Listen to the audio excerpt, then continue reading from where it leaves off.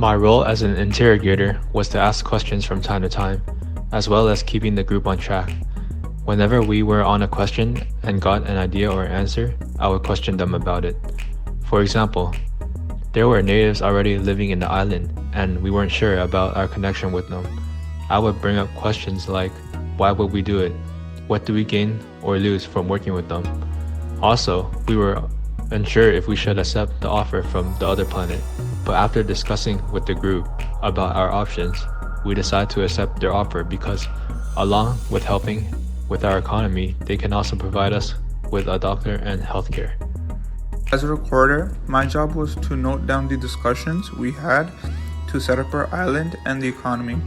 First, we brainstormed a bunch of ideas, and then after, we narrowed it to the ideas that were the most important to our economy and to the island.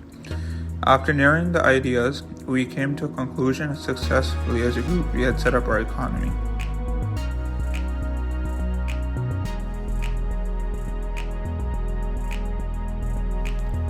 Being the map specialist of the group, my job was to make sure everyone was aware of our resources and where certain areas were located and in which proximity. Also helped to track for a more precise representation of our economy.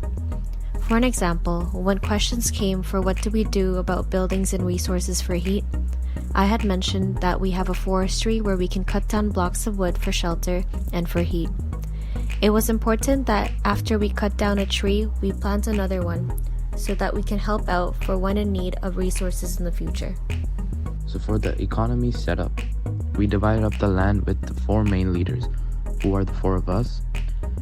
So one person takes care of the agriculture and the water board. Another takes care of defense and the first responders. And the other takes care of the renewable energy. The last one takes care of the social and health needs of our society. Economic and socio-economic goals. Our goals were to sustain the forestry and other resources as much as possible because we don't want to overuse it to a point where nothing is left. We want to use it in moderation. Secondly, we want to keep good relations with the natives of the land rather than be enemies with them because it will create a more peaceful environment like protecting our resources, shelter, forestry, but most importantly, being allies with the natives will allow us to share our knowledge, manpower, resources, and strengthen our overall economy.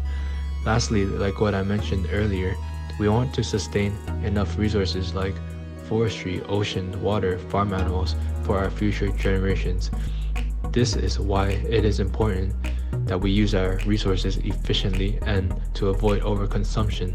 This will not only benefit us in case we run out, it will benefit the future generations for a more stable, longer-lasting economy.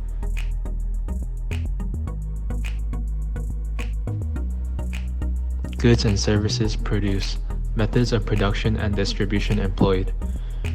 Firstly, we want to have good agriculture, so we plan to have farmers plant crops, trees, have livestock to produce meat to sell and feed the community. Also, we want to have a school that will provide education to young children, and we want a recreation center as well where people can paint, do arts, and make pottery.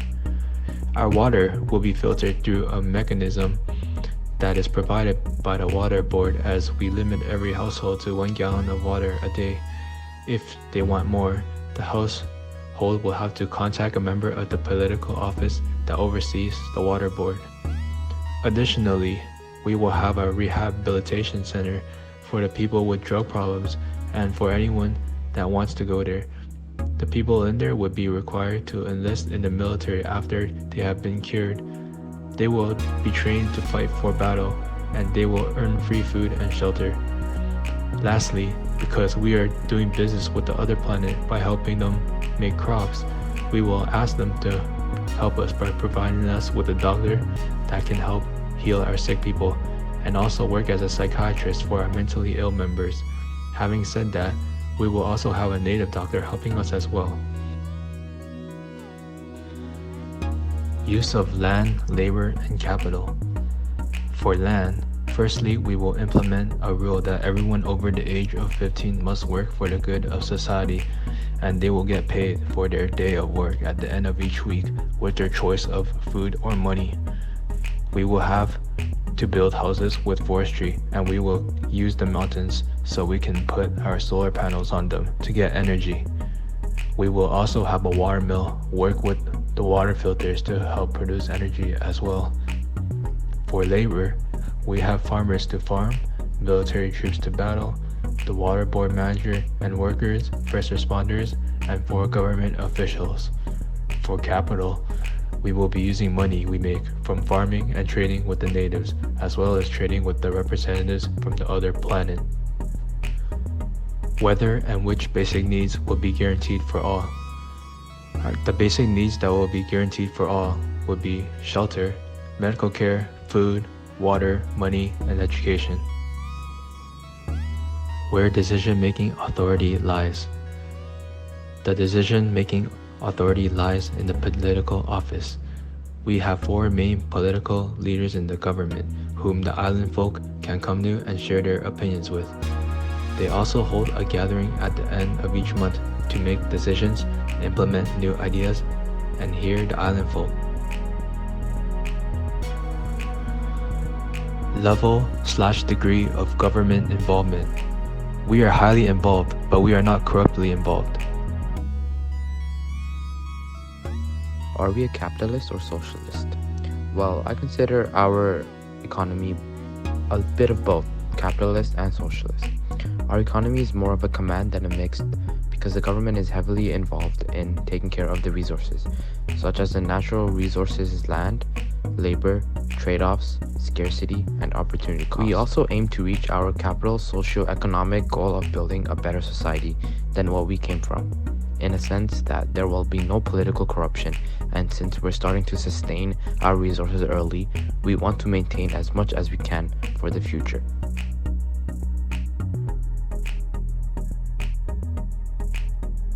So, are there any Buddhist or self-sustaining characters in our economy? Well, we don't really have any Buddhists in our economy, but our economy is very self-sufficient and self-sustaining. We try to consume fewer natural resources as possible by only acquiring what we need to please our basic needs. This is controlled by the government, and we hope that this practice will get us past the overconsumptive habits in the society. We use a lot of our resources, and we do our farming with more precise action, so we have no waste and produce what we need and not what we don't need. And we only cut down a maximum number of trees within a year so we can maintain the habitat.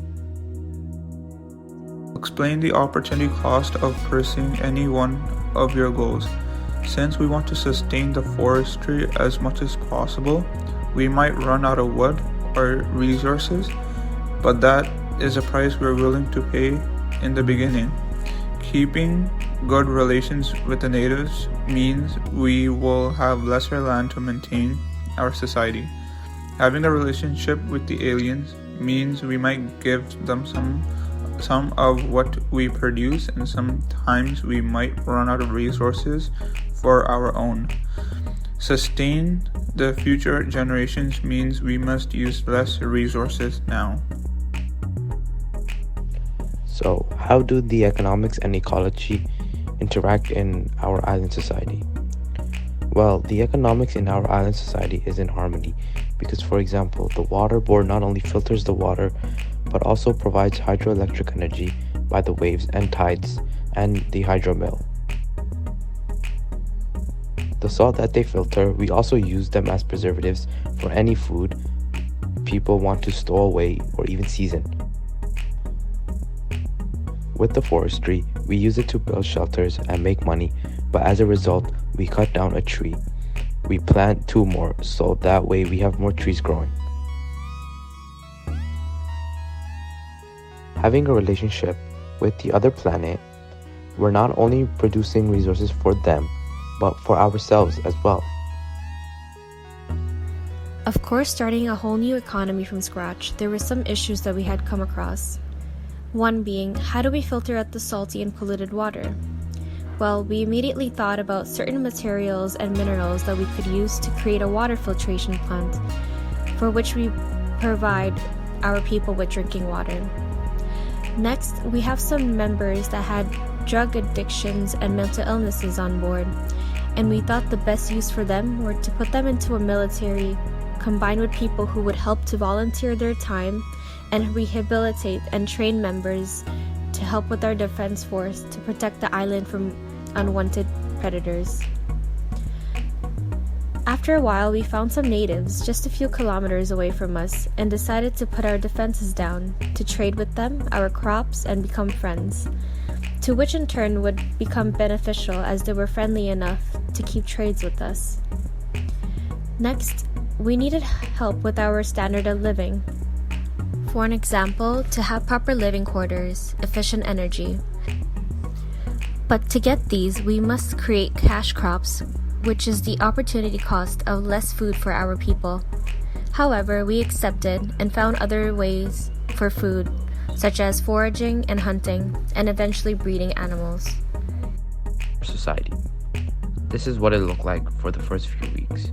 Nothing was really established yet, and nothing was really built.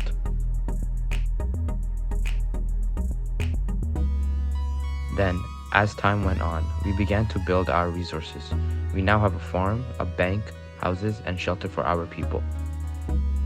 Here is what our island looks like now. We have finally established everything on our island. We now have a school, the political building where the 4 leaders have their meetings, and we have finally established our water board. And we have also extended our homes and shelters for our people.